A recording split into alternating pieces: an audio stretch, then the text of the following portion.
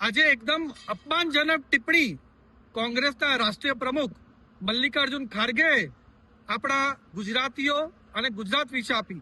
એમણે એમ કહ્યું કે બધા જ ગુજરાતીઓ 6.5 કરોડ ગુજરાતીઓ અભણ છે, ઇલિટરેટ છે, એના કારણે ભારતીય જનતા પાર્ટીને ઘડી વોટ આપે છે.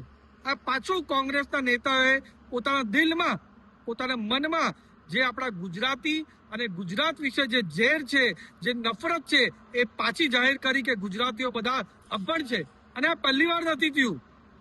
તમને બધાને યાદ હશે કે આપણા સરદાર વલ્લભભાઈ પટેલ ગુજરાતી દેશના પ્રધાનમંત્રી પહેલા બનવાના હતા, ત્યારે પણ જવાહરલાલ નહેરુએ કાવતરાપૂર્વક એમને હટાવી દીધા અને એમને પ્રધાનમંત્રી નહીં બનવા દીધા. એ જ રીતે મોરારજી દેસાઈ પણ દેશના એકદમ સશક્ત અને મજબૂત નેતા બનતા હતા, ત્યારે પણ ઇન્દિરા ગાંધીએ એમને પણ હટાવવાનું કામ કર્યું. અને જ્યારથી આપણા દેશમાં પ્રધાનમંત્રી મોદી સાહેબ અને ગૃહમંત્રી અમિત શાહ સાહેબ પૂરા દેશભરમાં અને રાજ્યોમાં સારું શાસન ચલાવી રહ્યા છે, ત્યારે પણ કોંગ્રેસના લોકો પૂરા ગુજરાતીઓને અને ગુજરાત માટે અવારનવાર આવા બયાન આપીને પોતાના મનમાં જે ઝેર છે, જે નફરત છે, એ જાહેર કરે છે. થોડા જ વર્ષ પહેલા રાહુલ ગાંધીએ પણ આસામમાં એમ કીધું હતું કે બધા જ ગુજરાતીઓ કૌભાંડી છે અને કૌભાંડ કરે છે.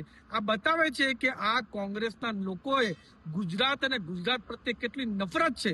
હવે મારે તમારા ચેનલના માધ્યમથી જે ગુજરાત કોંગ્રેસના નેતા છે એમને પૂછવું છે.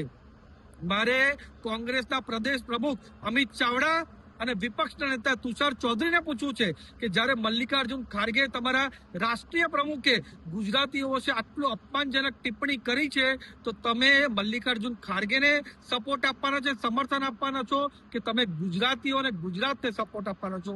આ ગુજરાતની અપમાનની વાત છે, ગુજરાતીઓના અપમાનની વાત છે. તો મલ્લિકાર્જુન ખરગેના આ બયાન પર અમિત ચાવડા, તુષાર ચૌધરી, પૂરી કોંગ્રેસની ટીમ એને પબ્લિકલી અગર મલ્લિકાર્જુન ખરગેને એમને વિરોધ ના કરે તો એ સાબિત થશે કે ગુજરાત કોંગ્રેસ પણ પૂરેપૂરી રીતે ગુજરાતીઓ અને ગુજરાત માટે નફરત કરે છે. ધન્યવાદ.